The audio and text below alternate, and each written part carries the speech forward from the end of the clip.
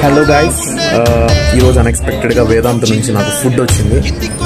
ఏమి ఇచ్చారో చూద్దాం. So guys, this is the thing.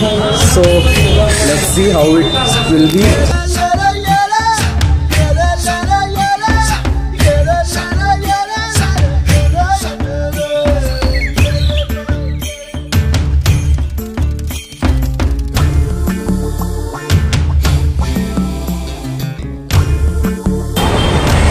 Finally this is the thing.